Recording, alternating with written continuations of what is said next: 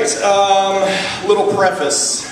Basically, Doc Voodoo is my tribute to old-time pulp heroes like The Shadow or The Spider, Secret Agent X9, stuff like that.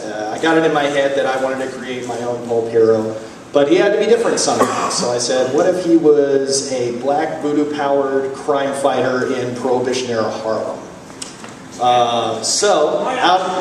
What was that? Why not? Why not? That's what I always say. So anyway, Aces and Eights was the first book about Doc Voodoo, and I've got a new one on the way, just like was just said, and I'll give you a little setup to what's going on here. When Doc is possessed by the voodoo spirits, the Lola, his patron saint, his patron power is Ogu. So you'll hear some dialogue between him and Ogu in here. Ogu is basically riding around on his back invisibly. He's horsed. That's what they call it when you're possessed in voodoo. And what happens in this book is that a good friend of Doc's, in his everyday guise as a physician and doctor when he's not fighting crime, a good friend of his, the Reverend Barnabas Farnes, has become possessed by an evil voodoo spirit, and Doc is trying to figure out how to get him unpossessed. And the young lady that will come in the middle of this scene is Doc's sort of erstwhile girlfriend, Fraylene, who does not know that he goes out at night possessed by a voodoo spirit to fight crime.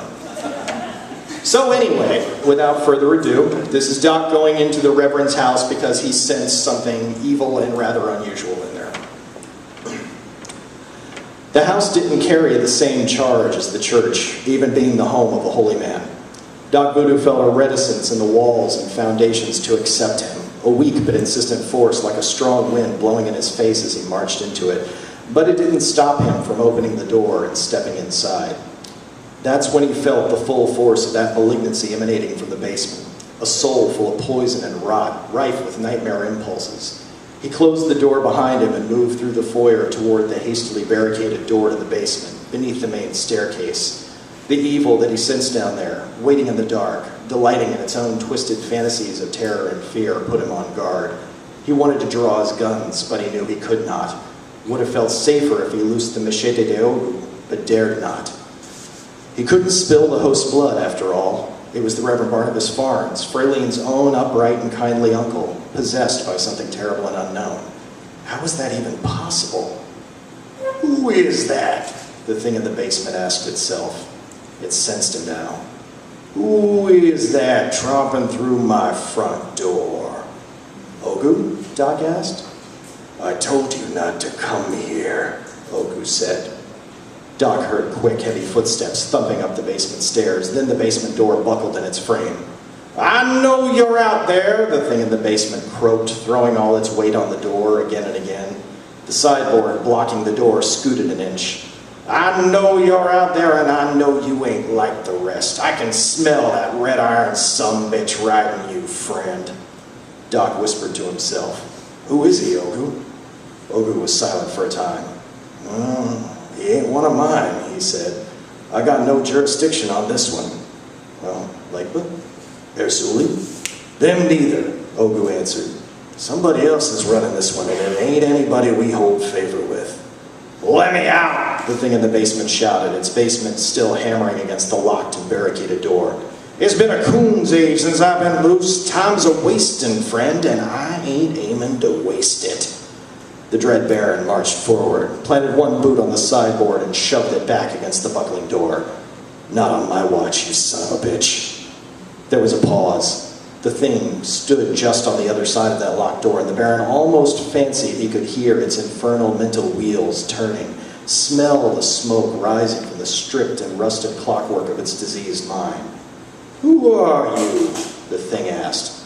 What do you care what mess I make of these mundanes? Ogu, tell me something. Nothing I can tell you, Ogu answered. It ain't Rada, and it ain't petrol. Maybe Gede, but that's just a guess. Gede, the dead, the ancestors, and the infernals. If that was the way of things, Ogu was right. Neither he nor Legba nor Erzuli could help Doc with a Gede run amok.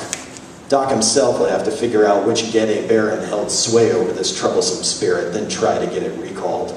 And getting a Gede Baron to call back a spirit already loosed, probably by someone's command, meant Doc would have to do that Baron some favor as well, or give him something in return. Not a proposition he relished. The door suddenly shuddered on its hinges as the thing in the basement threw its host body against it. "Awfully quiet out there, Buck. What you thinking about got you so quiet all of a sudden?" Doc had a sudden inspiration. He grasped one end of the blood-red scarf that hung around his throat, the serpent d'Ogu, and yanked it loose. The scarf coiled and undulated in his hands like a silk snake, restless and alive. "Oh, somebody's making plans," the thing whispered. "What you thinking about, Buck?" Doc raised the serpentine scarf to his face, cradling it in both hands. He spoke to it. "Hold him," he said. The scarf quivered in his hands, affirming his mandate. Then Doc pivoted sideward, laid one boot on the sideboard again, and shoved. His superhuman strength sent the big, bulky buffet scooting lengthwise down the hallway. The basement door was free and clear. The thing in the basement threw all its weight on the door, and it burst on its hinges, the door bolt tearing right through the old wood of the jamb and littering the hallway with splinters. There before Doc Voodoo stood the Reverend Barnabas Farnes, hands grasping and eager, dark eyes bulging, lunatic wild, and teeth gnashed in a feral snarl. Doc couldn't believe his eyes. Here was the same man he knew from countless hours spent in the parlor, his study, his church. It was the same Reverend Barnabas Farnes in shape but not in aspect. It was the holy man's hellish twin, a diabolical doppelganger, nasty enough and determined enough to tear a man limb from limb with his bare hands and his snarling teeth. The demon in the guise of the Reverend studied Doc and sneered. "What you dressed for, Buck?" Doc threw the scarf, and the great length of crimson cloth came to life as it flew, its light silky material acquiring an inexplicable weight and heft. The demon tried to snatch the slithering scarf from the air, but it fell on him like a striking snake and coiled around his arms, his torso, his upper legs. He stumbled forward and tried to struggle as the scarf constricted. Then he lost his balance and pitched forward, landing hard on his face, writhing in the grip of the fiery red rag. "Oh, the hell you say," he spat and hissed. "This rag can't hold me."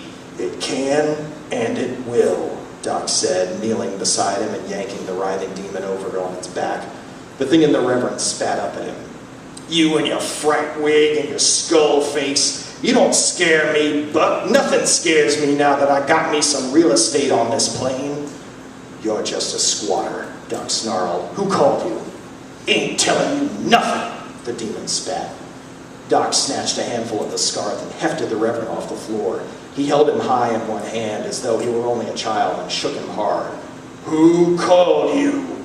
"Jesus, Mary, Joseph, and Herod," the demon sang. "Or maybe Mammy Laveau." "Wrong answer," Doc growled and slammed the bound Reverend against the wall. The demon-haunted feet kicked and bucked against the wall, seeking solid ground and finding none. He didn't want to damage the Reverend, but intimidation was in order to get the demon talking, to learn its name. Only with its name could he hope to have power over it. "You got nothing on me," the demon hissed. "I'm here and I ain't leaving, so you might as well let me go."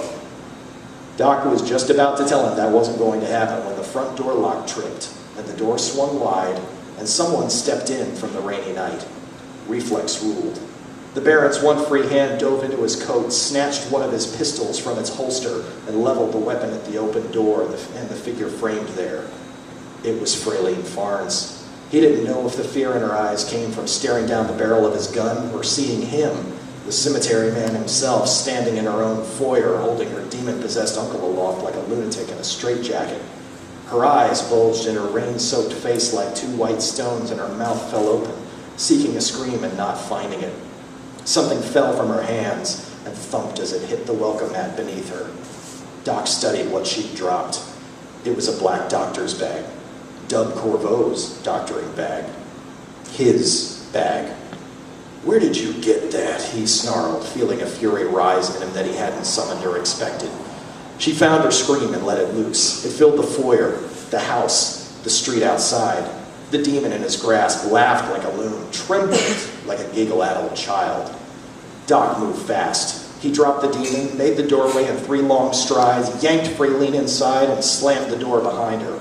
She tried to break and run, but he took her by one thin wrist and drew her right back into his embrace. One arm locked her, and a gloved hand fell upon her open, screaming mouth. The other planted the muzzle of his weapon against her forehead.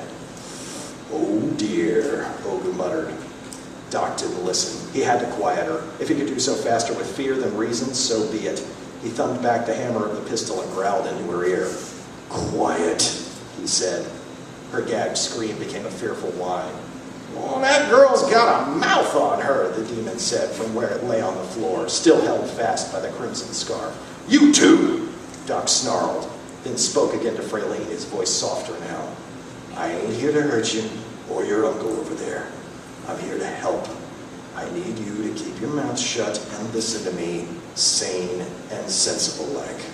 You think you can do that?" She nodded, but he could feel her shuddering against him, her body trembling in the throes of fight or flight, heart hammering inside her like a pile driver. He counted to 5, saying nothing while he did so. Finally, he spoke to her again. "I'm going to let you go. I want you to go over there to the foot of the stairs. Sit down if you have to. We're going to have us a little palaver. You up for that?" She nodded.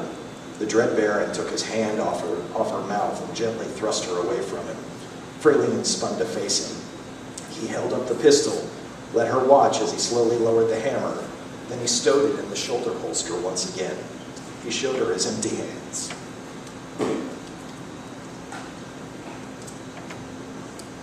She backed into the stairs and nearly fell onto them. She caught herself on the banister, though, and gently lowered herself down, sitting as he'd commanded. She couldn't take her big brown eyes off of him. He tried to read her. He saw fear, wonder, disbelief, even disgust, but she seemed more in control of herself now. Her initial shock passed. First things first, he glanced down at the doctor's bag and nudged it with the toe of one gravedigger's boot. "Where'd you get this?" "The doctor's," Fraylene said, catching in her throat. "At Dr. Corvo's." "He gave you this?" he asked.